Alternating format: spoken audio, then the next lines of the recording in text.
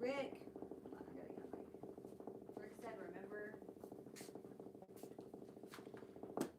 said, remember to call the store and donate to the snack fund. Please hold your snack fund donations as we are working diligently to prepare for the building crowdfunding. And we would much rather have space for new sewing machines than food in our fat bellies. So I get to go get a Juki long arm sewing machine tomorrow from another sew shop that doesn't need it anymore in Central Arkansas. And for those that don't know, a long arm sewing machine, it looks like a sewing machine, but this is going to blow your mind. It's got a long arm on it. So instead of being about this wide, it's about, hi Heath, good morning. It's about this wide. Back off. Never felt so safe.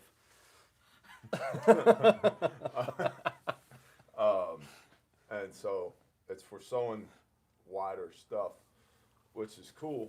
And I was talking with Yoshi, who's in the office right now as well. I was like, I think we're gonna put it here, which is like literally this little 8x8 square foot area next to my desk. That's the last nook in the current building. Praise the Most High. It's like, I was telling the sew shop people, I was like, we're out of corners. We're out of corners to stick stuff into. We're gonna have to remove the tables in the middle. I don't have to do nothing. Mike said he can't hear you. The guy at Tano can't hear me? Yeah. Wow. Shocker. Not surprised. I must be the problem. So, in any event, where's your microphone at? In the place. What light is his on? Look up, T. This is on 1. Oh, that's why. No, that's 2. No, that's mic 2. Oh. This is the volume level, so it's 1. We're really good at Press this. that button, and now it's 2. Make it 3. That way Mike can hear you. Oh, that's all the way. All the way. Well, I'm gonna have to equalize then. Okay. So, in any event, we're out of corners to put stuff in, which is a blessing. Like, we already have a Connex box filled with stuff just on the side of the building and yada, yada, yada. And it's been really encouraging to, like, grow over the last 5+ years with Refuge Medical, which is awesome. So, thank you to everybody who has helped us grow by purchasing a kit or coming to class or telling people about us or consuming the content, sharing the content, doing all those things. It actually matters. It allows us, on both sides, the overt and the covert side, the front facing and the back end. It allows us to do what we do, which is the preservation of life. Yeah. And there's 166 people. Yeah, we had one coming yesterday. 166 people still alive, and 10 babies born that we know of because of our kits. And then we also get to support good people that honor the Father inside of the company and give them the opportunity to engage in meaningful work. And that's part of our prayer every day at Refuge, literally. It's like, thank you for giving us something to do that's meaningful, that actually has an impact for your kingdom. Yeah. That's way better than just running on a hamster wheel. And so, thank you that we are out of room at the current building, which is 8,000 square feet. We're at room. We have the whatever you want to call our corner where the 3 desks are. Yeah. We're just all pushed up against the wall. And that's where there is a laser cutter. There's a table that I can barely reach. The table is the size of this room. And 16 by 8. And so now to get to my desk or to get to T's desk, you go between my desk and this table, and there's also a light box for taking photos, and then there's a laser machine back there, and we need a new building, guys. Building two. So we're working on it, and it'll come in the Father's time, right? Yeah, absolutely. Right season for the right reason. It's gonna be fun. So he's pretty good at providing, Way better at it than I am. Me too. Genuinely. So we got Refuge Ruckus coming up. That's March 13th through 15th. That's refugeruckus.com. I I need 1,000 of you there. Refuge Ruckus is our big annual fundraising event for Caleb House. Caleb House with a K, calebhouse.org is our counter trafficking ministry. There's a lot of people that talk a big game about counter trafficking. There's not a lot of people that actually do it, and I'm including, frankly, everybody you've ever heard of that's involved in the counter trafficking space.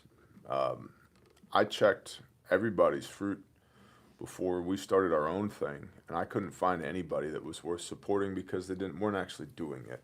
Yeah. They had some really good Instagram posts. They look really good in their posed pictures of plate carriers in front of police, lights blinking back and forth. Yep. They're not actually doing it. And so that means they're grifting off of the backs of exploited children, which is why I pray for 100-pound hail daily. So in any event, I just approved the budget at Caleb House for 2026. And you want to talk about like faith, bitachon, complete and utter reliance on the Most High. The approved budget is $1.1 million more than what our forecasted fundraising goal is. Yep. So what does that mean? That means we got 8 months of OpEx, get busy. And we're building 3 care houses this year. And we're adding people to the victim services team, into the field teams, and administration and infrastructure. And so who amongst you endeavors to build a tower without first counting the cost? That's on the one side. I got to know how many rocks I need to build the tower. On the other side of it, the miraculous feeding of the 5,000 and the 4,000. Yeah. You give thanks for what you have. You change your posture, crisscross applesauce, butts in the grass. You say thank you for what you do have, and then you start. And in the process of doing, the Ramez interpretation of that parable is in the process of doing, you have more left over than what you started with. And so everybody gets fed, and we got 12 baskets of leftovers, and that's just from diligently breaking the bread, knowing that the Father's reputation is not going to suffer any harm, knowing that His word will not return to Him void. We just focus on doing the work of breaking the bread and making sure that everybody gets what they need. And by the time we're done doing that, there's literally more left over than what we started with. Yeah. And so that's why I need 1,000 of y'all at the Ruckus. Please, refugeruckus.com. Someone asked, is there any way I can still sign up under Mother Rucker? It sold out online.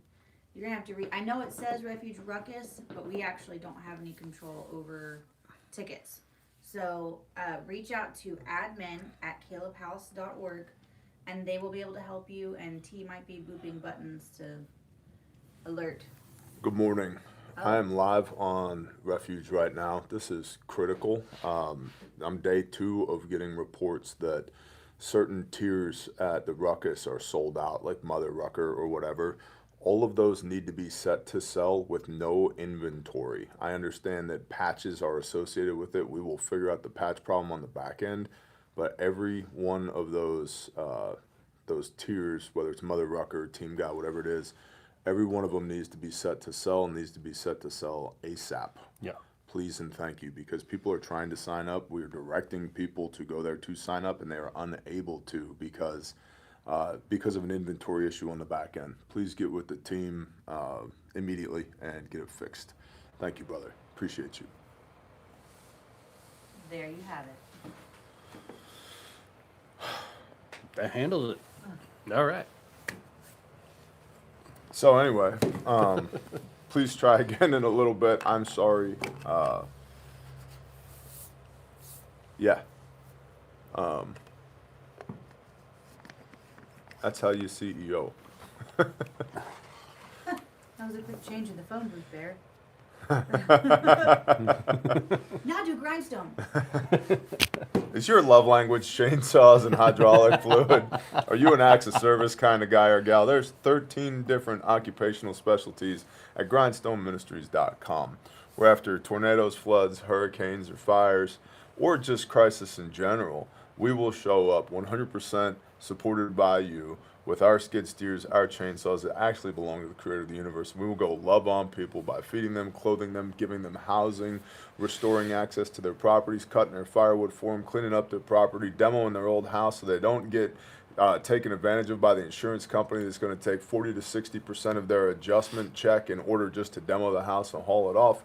We do all of that pro bono because it's the will of the Most High, really, so that after all that's done and the homeowner, property owner, the tenant is standing there weeping in their driveway asking, why did you do this? My answer is, because the creator of the universe loved you so much that he tapped me on the shoulder and told me to come here and love on you. Yep. And then we get to witness. And that's what Grindstone is. So if that sounds good to you, you actually want to do stuff. You don't want to go through 19 days of pre-rec site, blah, blah, checklist and this and that. And you just you want to get it done? Cool. GrindstoneMinistries.com. Show people you care. Who else we got to do next? What else we got? Let's go back to us. Back to RefugeMedical.com. Made in America, guaranteed forever. 166 lives saved to date and 10 babies. If you use anything in the kit to save a life, I'll replace it at no cost to you. This is like the Henry rifle of first aid kits. It's a legacy item. You can't break it, and if you do, I'll replace it at no cost to you, no questions asked. The only ask that I actually do have is you send me the old kit. I'll pay for the shipping. I just want to see how the old kit failed. Now, before you get worried, we had 3 warranty claims in 2025 of the tens of thousands of kits that went out the door into the real world to go, literally everywhere on planet Earth. 3. We had 3 warranty claims, and they all got fixed, they all got replaced, and we do that so we can continue to iterate and make a better and better and better product, which is actually made in America by Americans out of military specification equipment and components, regardless of what the Jeets from India might say on X. That's something that you gotta realize that the people that you're arguing with in the comments, more than 50% of the internet is not real. That's so crazy. But I want you to know that. You are having an argument with a Samsung phone. Hold on. I want you to know this. You are having a conversation, if you will, with a Samsung phone in a server rack halfway around the world that has been programmed to push your buttons, literally. They're doing So it. it's great that you're having grace. It's great that you're having grace for the robots, but don't. Just don't. You can, especially in X, you can literally just pull up country of origin, and if it says India in there, Okay. you're being trolled. If it Okay. says Israel in there, you're being trolled. If it says Colombia in there, you're being trolled. That's not a person, Okay. okay? So you Okay. just block those Like people. Spicy Lauren has almost come out a couple of times. Yeah, and why? There is at least one person who is real, who really likes to hear themselves talk, who likes to comment on certain organization stuff that I have had to. I will not respond. The thing is, man, listen, that's not our customer. It's true. It's as simple as that. That's not our customer. Not our person. Not even So- a little bit. So if you want to, everybody's entitled to their opinion, but behold, I come swiftly to reward each man according to their works. What are you doing? Like, what are you doing? Direct me to your websites, to your events, to your organizations where we can check your fruits. What are you doing? Yeah. I literally got a text message, signal message on the way in here this morning from a brother who was at the men's retreat this past weekend, and he said, "You said not to come back to ATS unless we go and do what it is you have told us to do, and we come back with a story." And he said, so I just wanted to ask you to pray over the church that we're founding this weekend, me and another brother. I was like, good. Awesome. Yes, I will pray over that, right? What are you doing? You got so much free time to talk trash in the comments on pick a platform. It's like, I can't wait to hear what the Father's going to do in a year with that church. yeah, You know, yeah, 100%, right? And so, it's there's lots of people that disagree with my methodology. That's great. Examine the results. Like, I'll be the first one to tell you my bedside manner is terrible. It's terrible. I'm a hell of a brain surgeon, but my bedside manner is terrible, and that's fine. When we used to, me and Harmony, when I first met her and we were doing construction, renovation, all that. I would tell customers straight up. I said, look, first you're gonna like me, then you're gonna hate me, then you're gonna love me. That's how this is gonna go. And I need you to like me because you have to trust me enough to hand me a check to get this project done. And then I'm gonna do the project. And you're gonna be like, wow, our kitchen sink, we don't have a sink. And I'll be like, remember right here, paragraph 3, this contract you signed where it said you'd be without a kitchen sink for 5 weeks. It's week 2. That's why you don't have a sink. Yep. Wah. Right? Like, all that is like, you're gonna hate me, even though I'm doing what it is that we agreed to do. But then I'm gonna do it. And it's gonna be excellent. And when we get done and we turn your house back over to you, your eyes are gonna tear up and your jaw is gonna drop. And we're not gonna be over budget. We're not gonna be over timeline. And you're gonna love us. And they're like, okay. And every customer, I would walk them through that. I'm telling you, this is what the roller coaster ride is gonna look like. So Great way to manage expectations. just up front, do not even hand me a check if you're not okay with this, because I'll go work for somebody else that is, because I can't do the drama. I don't want to do the drama. I want to do the work, not the drama. Yep. Right? So, we got any questions in that chat over there? No questions yet. No questions. Just so you know how we have the lifetime guarantee on the bags? Yeah. We have a new guarantee name for our If You Save a Life. It's a Save a Life guarantee. Wow. I know. Dude, who I came know. up with that? Me. That's incredible.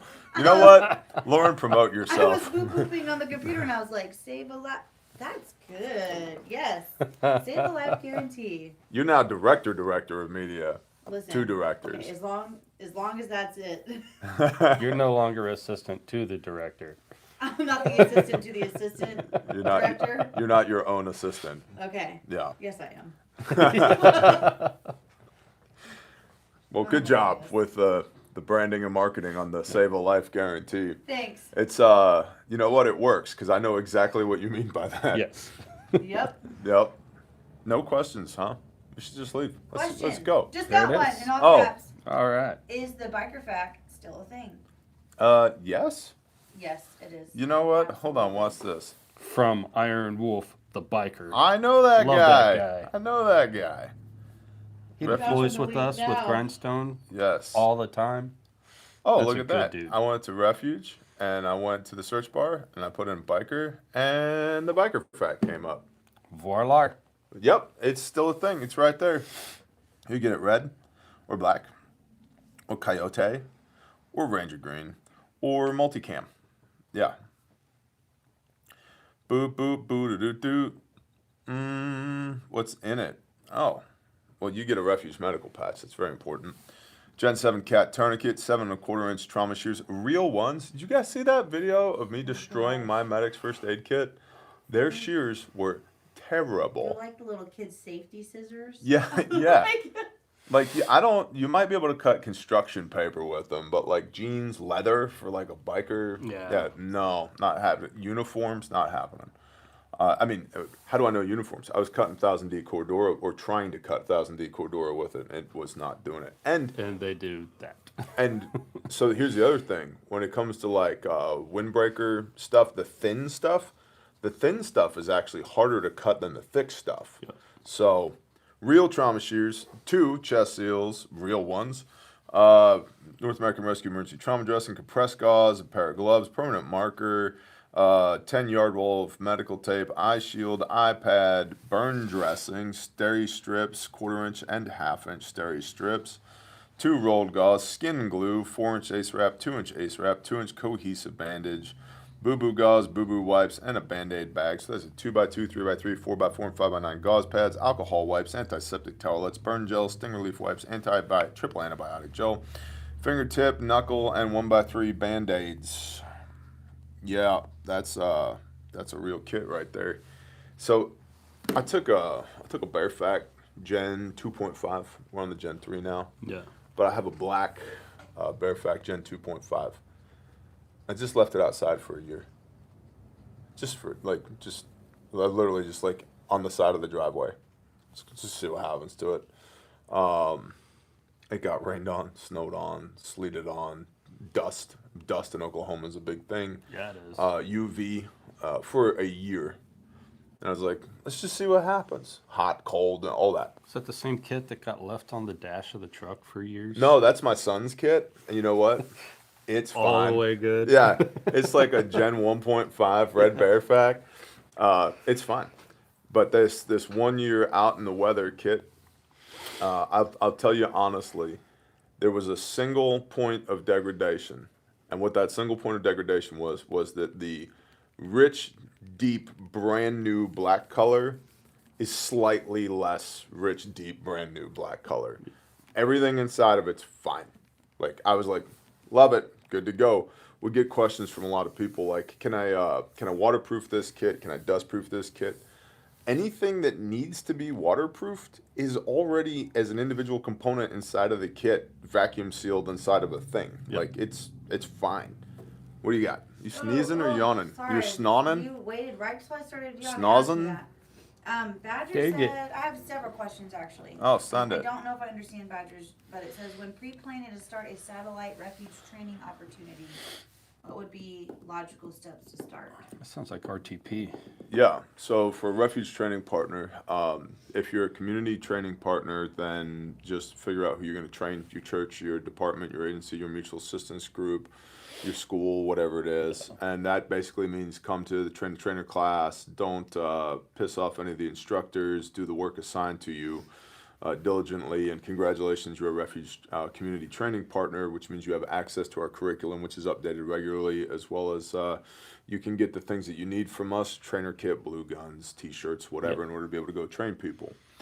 A refuge, an RTP, refuge training partners, this is on the commercial side. And what that looks like is we talk you through, like, you need this kind of insurance. Here's here's how media and marketing works. Here's you need classrooms. A classroom can be whatever. If you've ever come to Wilderness Responder, the classroom is a big tarp in the woods, but you need a classroom. You need curricula. You need trainer kits. So insurance is kind of the main differentiator, and you need insurance once you start taking money from people to train them, because now you're conducting business. When you're not conducting business, you're operating under Good Samaritan Act in good faith. So Yep. that's the main difference. And then, but for all those things, you need a curriculum, you need a classroom, you need trainer kits. And one of the things that we do in Train the Trainer is not only do we teach you how to run our scenarios, we make you come up with your own scenario. Yep. The bull one last time was actually a lot of fun. Hilarious. That was a lot of fun. They're like, we got this bull and he's in a pen and he's rowdy and he gets loose and he stabs a puncture wound in the guy's chest. And so, like, the bull was a folding table and we duct taped a chair onto it so two of the legs were sticking out. And at some point, me and another instructor decided the bull wasn't being rowdy enough, so we picked it up and impaled another guy with it and flipped it over, and it was fun. It was like, fix it. And so, Or like Owl. Call my mommy.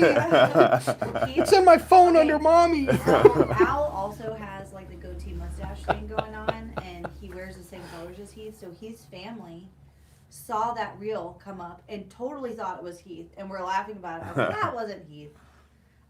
But there is an important note. Right now, we are not doing refuge training partners. The commercial side is currently full. correct. So if you come to train the trainer, it will be for community trainer, not for refuge training partner. Currently. Subject to change, but right now, Yes. everybody who completes T3, Train the Trainer, is a de facto community training partner. I don't know if you heard that or not. I'm trying to get my mic It's off. the but other side. It is the other side. So basically, if you come to train the trainer, you are de facto a community trainer. We may open back up the refuge training partner side of things after some time, but right now it is closed. Okay, so Curtis, we'll get to your wilderness question here in a minute. Jessica, for the training in Michigan, how will that go? Do you need supplies?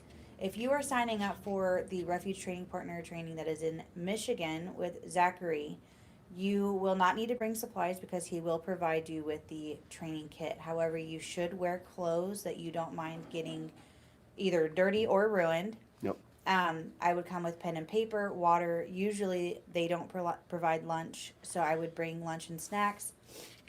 Also, please note for anybody who is going to come to our training, if you have any medical issues, it's always a good idea to let us know, especially if you have things like you deal with low glucose and stuff like that. We've had some people pass out in class, and thankfully we had what we needed on hand to help get them back on their feet. But don't forget, if you have medication that you need to be on, don't leave that stuff at home. And if it's something we should know about, so that our medic, Mike, can be prepared, make sure that you let us know. The short answer there is if it's a thing, we should know about it. 100%. I don't want to find out afterwards. Well, I forgot to tell you, I'm on seizure medication. We did a strobe light. Yep. Like, Yeah. Thanks for letting me know. So, That's I mean, great. all things considered, we really try our best to tailor the class to the students. But if there's pertinent information that we don't know, that's on you.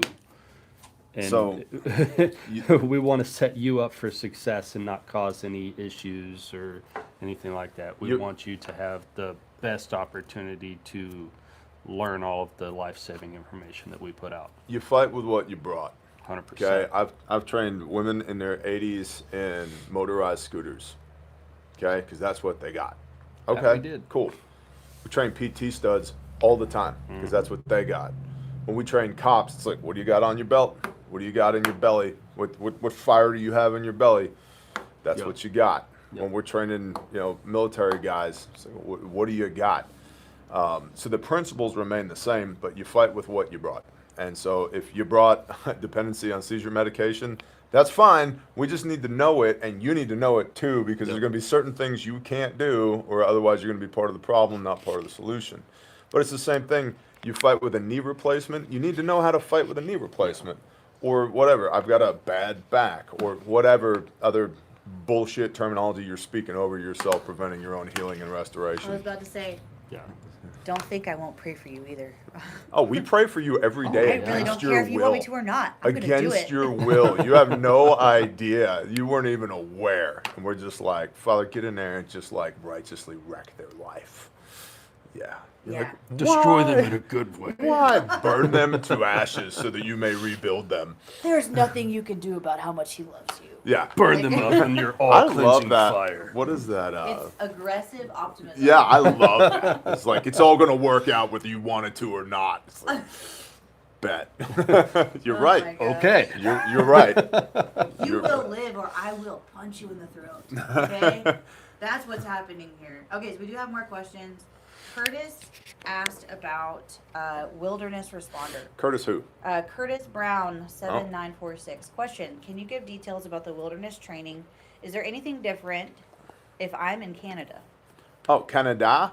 Yeah, so the first thing is Canada. we don't speak French here. The second thing is our magazines go to 30 rounds, not 5. Yep. The third thing is hypothermia is going to be more of a concern for you than it is here. Exertional heat stress is going to be more of a concern here than it is there for you. Not that it depends on acclimatization, that word, how well you're acclimatized. You were super close. Yeah, I'm in there. Yeah. 90+%. I think we all got it. It depends on that big word that starts with acclimate, and the principles are the same. The other thing is, depending on which region of the world you find yourself in, whether it's prairie or swamp or mountains, HACE and HAPE are things, high altitude pulmonary edema, high altitude cerebral edema, are things that we're going to find at elevation, Yep. not here. Right? Like not at, right now we're, 800 feet above sea level. Basically, right now we're dead when the magnetic pole shifts, according to Ben Davidson from Sunweather Space Newsman. My Garmin says 441 feet. Oh, get taller, bro. No. Anyway, we're all the way dead when the pole shifts. But here's my point. The concepts remain the same, right? So aggressively treating hypothermia, mitigating hypothermia, that's real important, especially when we're dealing with something that's a trauma injury, trauma meaning critical bleeding, because the blood does lots of things, but the two things we're most concerned about is, number one, carrying oxygenated blood around the body. That's called perfusion, getting oxygen everywhere it needs to be. And a secondary to perfusion is moving CO2 out from everywhere that needs to be so that we don't have a buildup of CO2, aka acidosis, right? So we want that blood going round and round for that oxygen CO2 exchange. And then also from a hypothermia standpoint, the blood moves body heat from your core out to your extremities. As you progress through the phases of hypovolemic shock, hypo meaning less than, volemic meaning volume. So hypovolemic shock is you don't have enough blood shock. As you move through the phases of that, you got compensatory, decompensatory, irreversible. And somewhere around decompensatory, which is about 40% of your total blood volume, which varies from person to person, milliliters of blood per kilogram of body weight. Textbook patient, 5'10", 180 pounds, has approximately 5 liters of blood in him. So I have more blood than Heath does.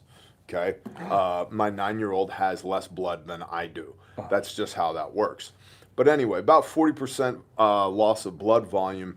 Then you start to get, the body automatically starts shutting down the pathways of blood. Not on the arterial side, but on the venous side, okay? So as that happens, this is part of what's called coagulopathy, another big word. But if you think about, we got a traffic circle, right? And there's 5 exits off the traffic circle. The body will turn off the exits to the arms and the legs and just keep the exit to the head open because we got to maintain minimum 18.5% oxygenated blood to the brain or you'll pass out. And if you pass out, then you'll die. The other thing that happens is when you're bleeding, the longer you bleed, the faster you bleed because your heart rate goes up. So once you start circling the drain, you circle faster and faster and faster and faster and faster. So all that to say, if in a trauma setting, meaning critical bleeding, we turn the blood off, the bleeding off. We want to do that. Tourniquets, pressure bandages, well-aimed direct pressure. Because the blood carries body heat, we're always going to aggressively treat for hypothermia in a trauma setting, regardless of if we're in Canada on the side of a mountain or we're here in the valley and it's 110 degrees in the shade. In either situation, we're going to aggressively treat for hypothermia, which doctrinally is any body temperature below 95 degrees. Once you fall below 95 degrees, your clotting factor time at 98.6 with direct pressure on an arterial bleed, that's 10 minutes, okay? At below 95, it's 160 minutes. So when we talk about coagulopathy as well, the ability to coagulate, to make clots, in conjunction with what's called vasoconstriction, which is when the veins turn off of approximately 40% loss of blood volume. Look at me, I know things. The explain like I'm 5 version here is, keep the blood inside the body and make sure that they're warm. And it doesn't matter where on Earth or Mars or Jupiter we are, we want to keep the blood inside the body, make sure the patient stays warm. We want to be at or as close to 98.6 plus or minus 1 degree as possible. Yep. And if you're dealing with a massive bleed, whether it be internal or external, and you try CPR, you're literally forcing the blood out faster. Yeah. So Don't. fix the bleed issue. Which is really, if, like, we just had a gentleman, like, if it's Yes. an internal bleed, you don't usually know that that's happened. So there's ways to diagnose that as well. It's one of the things we actually touch on in wilderness. In wilderness, we go a little bit, actually a lot more into collecting vitals, doing patient assessments, packaging for transport, triage and treatment in the field, allocation of resources. What do we have to work with? Right. Which in a lot of cases might be like cravat, pressure bandage, or ace bandage and stick. Okay, well, we can actually do a lot with that if we understand the principles behind it. Absolutely. So when we teach wilderness, we teach the ECSI comprehensive 36-hour wilderness curriculum. And we teach that over a 3-day, 2-night block of instruction where you're living out of your rucksack. And then we also encourage you, coming from Canada or traveling from anywhere, you may have a hard time with this.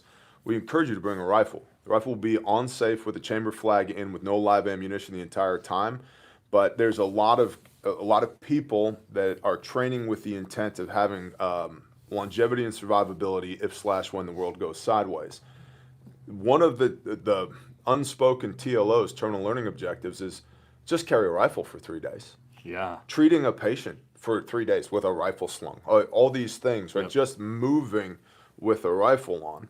And so as a result, one of the things that we scatter into there is like intro to land nav, and we're going to get a pace count, and we're going to get another pace count, and scotopic vision, so I'm not going to destroy my night vision while I'm moving at night. Right. And what does that look like, and how do I move? So all of a sudden, wilderness first aid, wilderness medicine, which is 1/5 of your associate's degree in wilderness medicine from the University of Utah, taught to the 36-hour ECSI comprehensive curriculum, all of a sudden starts looking like civilian prolonged field care. Right. How interesting.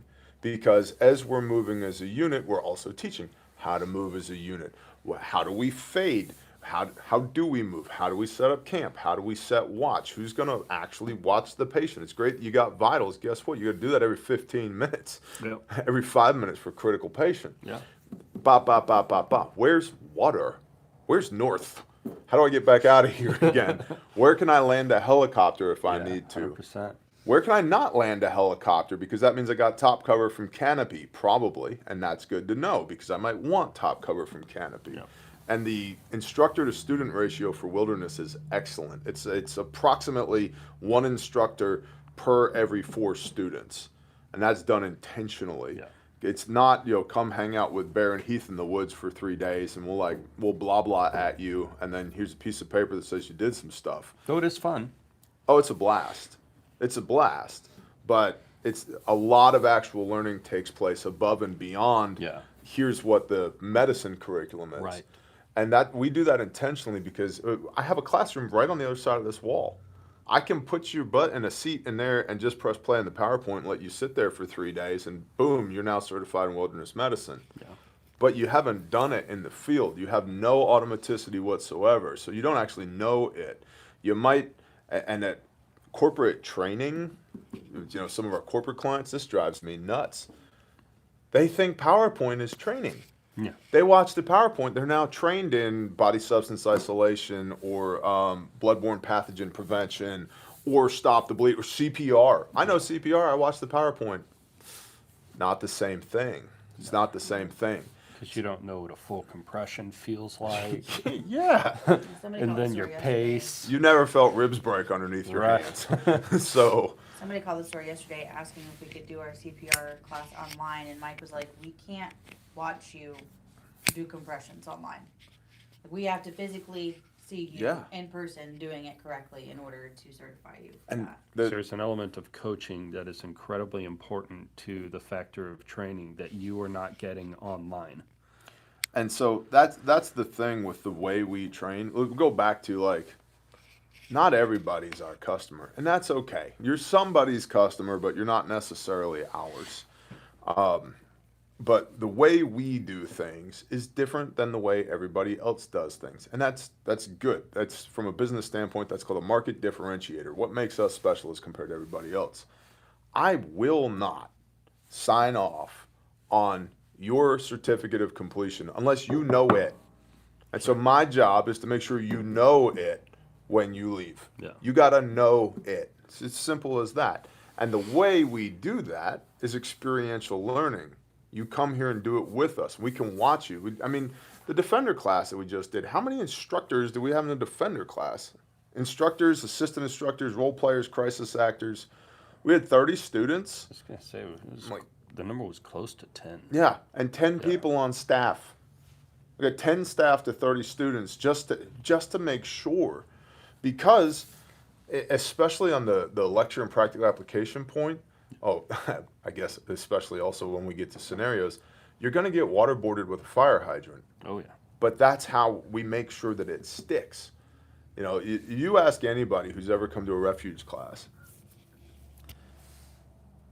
the learning continues beyond the class. Right. When you leave, I've talked to one guy at the most recent Defender class we did. He goes, it's lunchtime. He goes, I've already got 15 pages of notes. Awesome. Keep going, bro. Keep going. So, what we don't do death by PowerPoint because I'm wiggly, bro. I get bored too. I can't sit still that long. ADHD. Yeah, I will throw a grenade at you. Turn to get left leg, go. But Barry, you done didn't. it. You didn't teach me how to do a tourniquet. Got it. So this is your baseline response. is how you you thought learn. you knew, and now you realize you don't know. Did we just learn something? Yeah, we just learned something. It's And- always interesting, to watch the students in like our R1. They sit down, they're all calm and stuff, and then boom, the thing happens. And I kid you not, I have watched people who have taken the class for a second time and still show up to class and still forget to do that one thing that they learned in the last class. I know. And I'm like watching, like, are you serious? You've already been through this. How did you not prepare for this moment? Well, It's and crazy. how many times am I going to tell you you fight with what you brought? Me telling you and you learning it are Yeah. two different things. 100%. Two different things. It's at the top of my mind because we just did it. The most recent Defender class. I think we have another one in the store. I don't remember when it is. July. There are 4 different ladies that are in charge of my schedule. I just wake up in the morning and look at my calendar and go, okay, that's what I'm doing today. So we got one coming up in July, but the most recent Defender class, students come back from lunch, and we had just littered half a dozen Glock blue guns and a dozen magazines amongst the desks. Yep. We never addressed them. They're just there, right? And somewhere, early afternoon, Heath just walks into the sanctuary and just starts shooting. And I had told Heath, slow, 1 round every 1 to 2 seconds. Yeah. Not magged up, and just slow. Take your time because they're brand new. They know nothing. But Barry, you've been teaching them all morning. They know nothing. They have some information. Yep. They have not operationalized it yet, right? They know nothing. So Heath comes in, pa, pa, pa, and I have one of our crisis actors in the back fall over and get shot. And as they fell over, they hit the light switch, killed the lights. Chaos. Chaos. It was great. Chaos. Took 12 minutes to solve the problem. Oh my Yeah. gosh. 12. You know how long that is? 12. Long enough for her to die. Gun, reload, first aid kit on the desk in front of you. We're in class to train. Mm-hmm. You have everything you need right in front of you to solve this problem. 12 minutes. And the debrief in the moment for that first go. Right. And I go hard on debriefs on this because this is your baseline response. Yep. We go into human performance factors. What did you see? What did you hear? What did you feel? How many much- shots were fired? Yeah. Nope. So we got 30 witnesses to the same crime and nobody can agree on anything. Yep. How interesting, right? And 45 minutes on that. And then do it again. And I loved this. It was totally my mistake. I told Heath, I said, hey, I'm going to start teaching again. We're going to debrief on this. We're going to wait about 5 minutes. I'll click you on the radio. When I click you, just come in and do your thing again. He's like, okay, cool.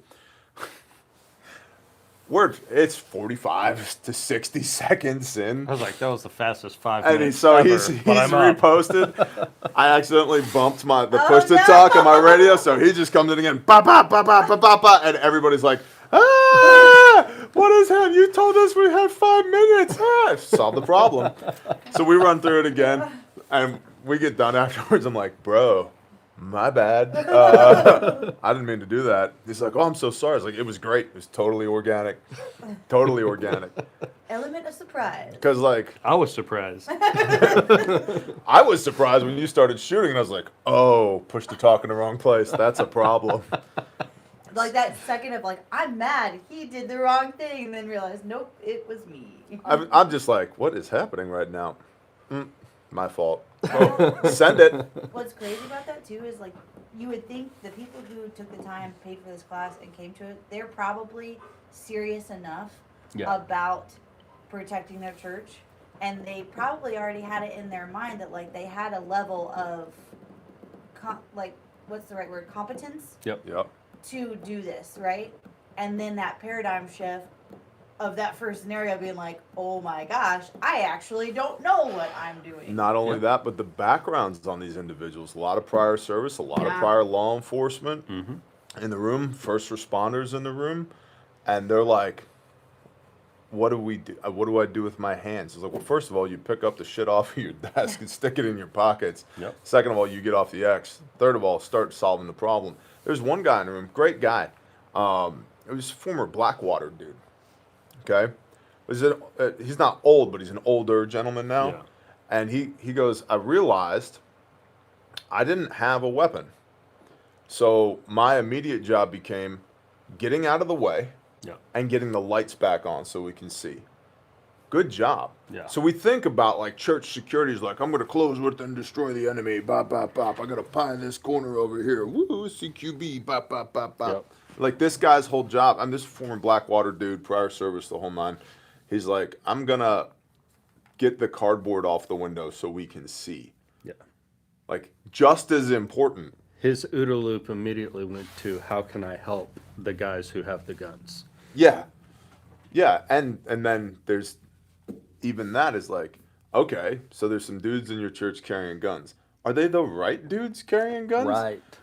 That, yeah, Alpha Bravo Charlie teams, all of it. It's a blast. It's a blast. And this is a day. I got a day with you. It's a long day, 11, 12 hours, cause that's what it takes. Yeah. But it's a day. And I tell everybody in these classes all the time, whether all but one of these classes have been private classes. We've only done it publicly one time, which was here recently. It was like, I would love to spend a week with you going through all these things. Yeah. But I don't have a week and you don't have a week. You're not going to come to a week-long class.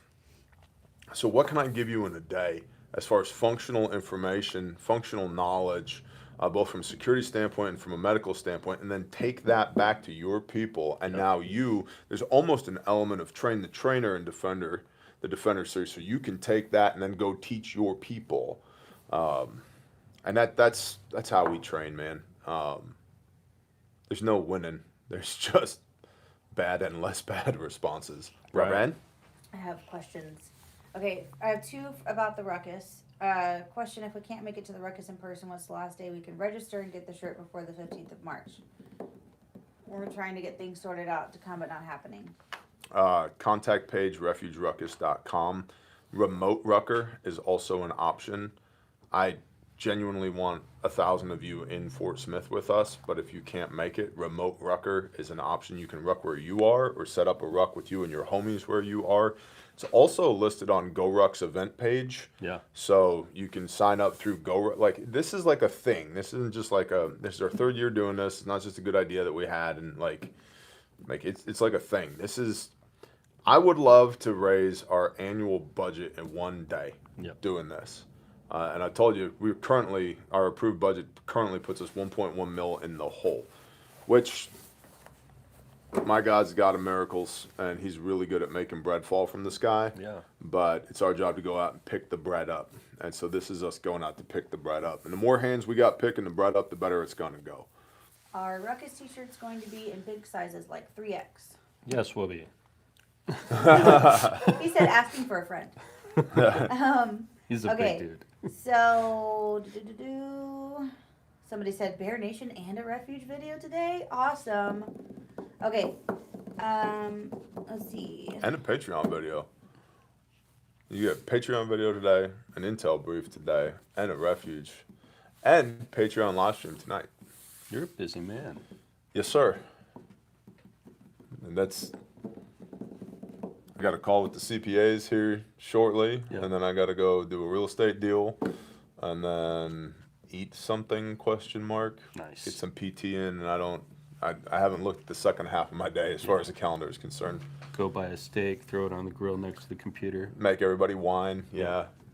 So, Curtis Brown said, I mean, for living away from emergency response and typically alone or responsible for my family and neighbors, would Responder 3 or Wilderness give me the best breadth of training for a remote environment? That's a good question. So I would say Wilderness. Here's why. Wilderness medicine is de facto any care that takes place more than an hour from definitive care. Yeah. So it's care that we're going to give that does not have the golden hour, the first 60 minutes in between point of injury and elevating to a higher level of care. And so if you work remotely, you work alone, anything like that. I mean, hell, even in major metropolitan areas now, it can take more than an hour just to get to the hospital, right? Yeah. So we as a nation are losing this golden hour as a combination of COVID and budget cuts and personnel staffing issues. Yeah. We're losing the golden hour. So in wilderness, we touch on bleeding control, airway management, respiratory management, hypothermia mitigation, circulation, all that stuff that we would be teaching in the responder series as well. The difference is in responder series, there's classroom, lecture, practical application, then scenario. In the wilderness class, again, it's 3 days, 2 nights, and the scenario is the mountain. Yeah. That's the scenario. We're doing it out in the wilderness. So instead of making you work in responder, you'll work a mass casualty incident, motor vehicle accident, force on force setting, a handful of other scenarios. Yeah. In wilderness, the scenario is 3 days of being outside, living out of your rucksack while we're teaching. And there's little mini scenarios in there as well, but it's a different setting. I'd say predominantly with the R3, what you're looking at is, especially from a situational standpoint with our scenario training, you're looking at greater stress inoculation, whereas the wilderness responder, there's some stress inoculation to it, but wilderness is, it's more about grit, being able to live in the situation and understand that we're here. This is what we're working with. So just being able to weigh that out in your mind and figure out what's going to be the most beneficial for you. They're both fantastic classes, but again, all the notes that T just hit on in terms of like the scenario is the 1.5 mile ruck uphill on the mountain. The scenario is all the different things and the TLOs that we're going to go through, and how, with an element of bushcraft, and even just how to procure clean drinking water and different things like that. And you learn what you need. Yeah. That's a whole nother TLO Absolutely. wilderness class. You brought everything but the kitchen sink in your rucksack. You learn what you actually need. And at some point, like, it goes back to you fight with what you brought. Well, if you bring too much, you damage your mobility. If you don't bring enough, you damage your survivability. RN? Sparky77738 asked, on a second degree burn, should you pop the blister to treat the burn or leave it? You can drain the blister, but we don't want to pop it if we can help it, and we want to elevate. Unless it's... So at some point, if the skin dies, then we can debride the dead skin. Yep. But if the skin's living, leave it in place. The skin is its own Band-Aid. There's differing... people go back and forth on whether or not you should drain the fluid away. If the fluid's causing discomfort, then heat a pin to sterilize it. Just like a blister, go in at the base of the blister, let it drain out, take away the distension of the skin. But the skin is it's the body's Band-Aid. Yep. So if the skin dies, then you can debride it, aka remove it. But if it's not dead yet, leave it in place. Yep. Um, And then just cover it. yeah, somebody asked Yep. where they can get a bottle of that whiskey that's on the shelf over there. Which whiskey? The Screwball. www.google.com, Screwball Whiskey. I don't know, gets delivered. It's like a $30 bottle. I You mean, mix it with like it's a good. Coke. It's so good. If you mix it with your face, it's also good. I tried that once. I didn't like it. Not by itself. I Can know you somebody open who mixes carry- it with milk. Can you open carry an AR at Ruckus? No, we would prefer if you didn't. So we talked about this. I think it might have been our first year, or it might have been our second year, but we are there to not only raise money, but also the people in Fort Smith are seeing and wondering what the heck is going on, right? Yep. We don't want it to look like it's a 2A event. Yeah. We don't want it to look like this is just your standard, we believe in gun rights event, right? So that it would be preferred that you don't. Well, open carry. let me give you another layer of context. there's people that want to kill me and are actively trying to kill me because of what I do at Caleb House.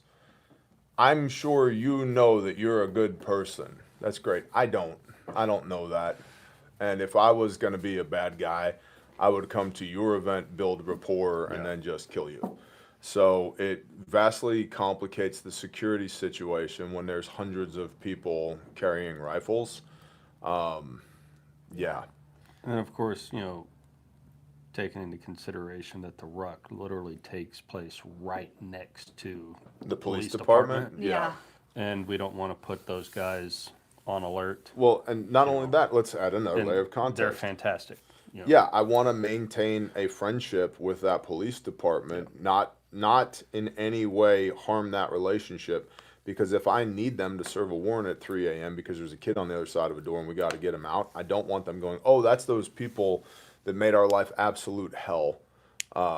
So I'm a huge Second Amendment proponent. Huge. This is not that. To Lauren's point, this is not a 2A event. This is a counter-trafficking event. Wisdom and discernment, guys. So, you should be traveling with a rifle. I'd leave it in your hotel room or in your vehicle. That's up to you. How close it is to you. I'm very, very rarely more than an arm's length away from a rifle, for all the reasons just stated. So, you know, Arkansas State Police will be there as well. You know why? What's this? There's a get out of jail free card from Arkansas State Police. Why do I have a get out of jail free card from Arkansas State Police? It's not for speeding tickets. It's for deconfliction, because we run so much stuff with their CID Criminal Investigative Division at ASP. And they've got biblical verses on here as well, because they're good people. Yep. That if I get, again, it's not for a speeding ticket, but if I get jammed up and need to deconflict, there's only so many of these out there. And I can say, hey, here's this, call this person, check my bona fides, and they're like, you're good, sir. Sorry for that. Please continue doing what you're doing. And so we want to maintain healthy relationships with law enforcement wherever we are, Yep. because we need them to do the job that we do at Caleb House. Absolutely. I don't have a badge. I could. It actually works better in my favor to not have a badge. So we don't want to be pissing off the good guys by overemphasizing our Second Amendment rights. Yeah. There's a gun on me and 3 reloads right now as I sit here talking to you. But it's not a protest. It's not a 2A event. It's to raise awareness and funds for our counter trafficking ministry. And anything that impedes that or down the road hurts our credibility with law enforcement is actually counter to the mission. Yeah. Well, And I don't want to get shot. You guys, I mean, the event, we take security very seriously. So you're not coming to an unsafe place. Yeah. Oh, I promise you it's safe. I promise you that. You know what, I'll give you $1,000 if you can pick all my operators out of the crowd. You won't. You can't. You You won't. won't. I'm very comfortable making that bet. So. Anyways, okay. Anyway. So, will you be holding a class just for teenagers? I'm a leader in a Christian Scout troop, and they only have mediocre medical training available. Yeah, that sounds about right, buddy. That tracks. We have the mini responder class coming up, which is immediately following the Ruckus. So if you're in town for the Ruckus, you can stay for that class. That was done intentionally. Then the other thing I would say, when you have teenagers, there's a couple of moves you can make here. Mature teenagers. What do I mean by mature? I mean, they're not going to be a distraction, and they can see some gore, some blood and guts, to be honest. Mature teenagers, I think we've had teenagers as young as 13 in the responder series. Yep. But they need to be mature and they need to be with a parent or guardian. So if you have a few teenagers you want to bring to responder series, defender series, that's fine. But they're your responsibility. It's big boy rules, and they need to be mature. If they're a distraction like any other student, I will eject them from class with no refund, because they're any student that's a distraction is robbing training value from every other student. And keep in mind, our rules remain the same. No whining, no quitting, no dying. Correct. We will not hurt you, but we absolutely will make you uncomfortable. And then the other thing is if you have a large batch of students, there's a Yep. couple ways we can skin that cat. One is come to train the trainer. Yeah. That's exactly what it's for. Come to train the trainer. You are now a de facto community training partner. Go back to your school, your agency, your organization, your church youth group, whatever it is, and train all of them. Right? That's exactly what train the trainer is for. The other is you talk to your leadership, pastor, elders, bishop, deacon, whatever it is that you got. You get them to understand that from a risk mitigation standpoint, it's more risk to not address the situation than it is to do some training, because that's the biggest hurdle I've seen with churches. Yeah. Then we come to your church, then we teach you there in your church. Simple as that. And that for every 10 defender classes that I bid, we close one. And it's not because of price, it's not because of availability, it's because the pastor and the elders talk to the insurance company, and the insurance company says, well, we really would prefer it if you weren't training like that at your property. Well, what's more risk? And by the way, I have dump truck loads of insurance. Like, what we do is inherently dangerous. I have tons of insurance. We name you as additionally insured on our insurance policy during the duration of that class period. So you're already covered. You're already attaching my insurance first, not yours. Yep. Okay? So slips, trips, falls, accidents, whatever, it's already handled. But what is more risk? Not training and then having something actually happen, or training? And because of that, it's only about 10% of the defender classes that I bid we actually close. And the predominant factor as to why there's pushback is risk. And all training is inherently risky, but not training is even more risky than the inherent risk of training. 100%. And getting pastors, leaders, elders to understand that has been a huge, just to be perfectly frank, a huge pain in my ass. Because what happens when somebody actually starts shooting in your congregation? Or there's a fire and you don't have an evacuation plan. Or a fire extinguisher. Or a fire, or an AED. Well, what's an AED? What, automated external defibrillator? Like, it stop the bleed. You know, here's another thing from a church standpoint. If your church employs people, you're required by law to have a first aid kit, bloodborne pathogen kit, CPR and AED equipment on site, and to train people in their use yearly. You are required by law to do that. Now, Yep. well, the state shouldn't be able to tell the church what to do. You're paying people. So once the church begins to have people on payroll, that's a law, a federal law that Yep. you have to follow. So if you don't have those things, it's literally written in the law. ANSI Z 308.1-2021. ANSI 308.1-2021. Look it up. Okay? You're required by law to not just have the equipment, but to teach people how to use it minimum yearly. And if you're not doing that, they're violating a federal law. Yep. So what's more risky? You could get your insurance dropped for not complying with that law. Tourniquet right armies from Rick. Of course it is. Yeah, and I'm going to have to go. We have one more question. What's the difference between the ruck only and the 250 in-person ruck? So the ruck only is the third day, March 15th.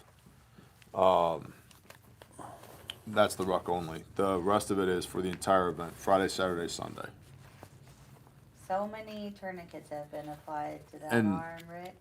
And the real difference is availability on your end and viability, sustainability on our end. As far as I can't stress this enough, guys. This event is a fundraiser. It is in large part how we fund Caleb House throughout the year. It costs between $20,000 and $50,000 per mission that we run just on the field team side. Okay? It costs about $1,000 a week per child for clothing, housing, medical, white collar, that's legal, trauma, certified trauma therapists, all of that, dental. I mean, I will never tell you what is done to these children. but their medical needs are extreme. Yes. They literally have to physically be put back together. Literally. Certain parts don't work anymore, have to be reconstructed. It's expensive.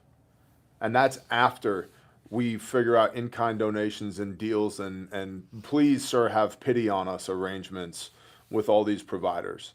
It's $1,000 a week per kid just to maintain that kid from a restoration standpoint. It's $20,000 to $50,000 per operation to go in, do the rescue, pull them out, begin the onboarding process, and then move them into long-term housing. Okay? So, like, it's expensive.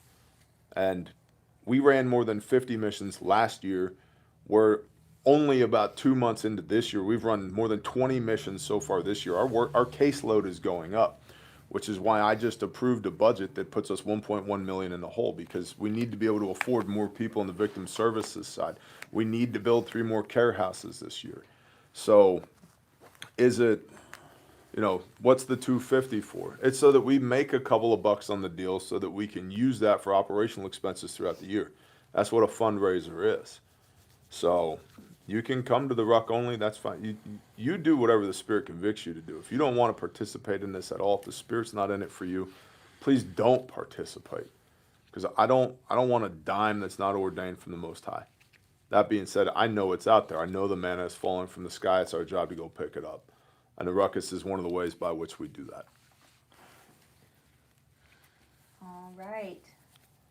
Well, thank you guys for being here on the Refuge live stream.